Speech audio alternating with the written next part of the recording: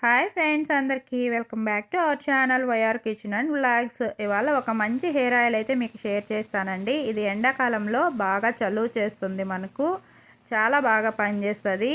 వీడియోని స్కిప్ చేయకుండా చివరి వరకు చూడండి. కొత్త వాళ్ళు ఎవరైనా చూస్తున్నట్లయితే స్కిప్ చేయకుండా వీడియోని చివరి వరకు చూసి నచ్చితే ఒక లైక్ చేయండి, సబ్స్క్రైబ్ కూడా చేసుకోండి. ఇక వీడియోలోకి అయితే వెళ్ళిపోదాం. ఇందుకోసం కొబ్బరి నూనె తీసుకుంటున్నాను. మీరు రెగ్యులర్గా ఇంట్లో ఏ కొబ్బరి నూనె యూస్ చేస్తుంటే అది తీసుకోవచ్చు. నా దగ్గర ఈ ఆయిల్ ఉంది కాబట్టి ఇది చూపిస్తున్నాను. కొబ్బరి నూనె ఒక స్పూన్ కొబ్బరి నూనె తీసుకోవాలి ఒక బౌల్లోకి. తర్వాత ఇందులో కలుపుకోవడానికి ఆముదం అయితే తీసుకుంటున్నాను.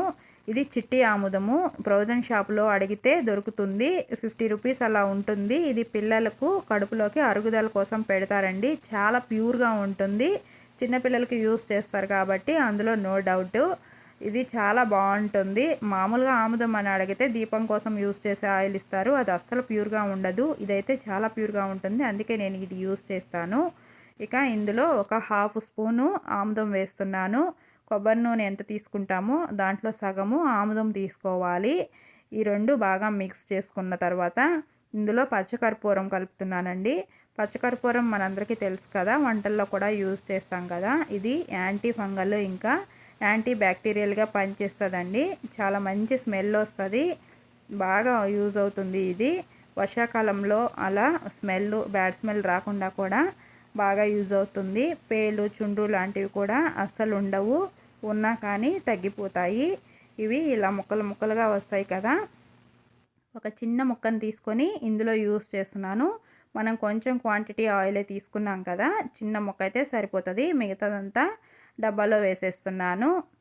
చూడండి, ఇంత చిన్న ముక్క అయితే సరిపోతుంది.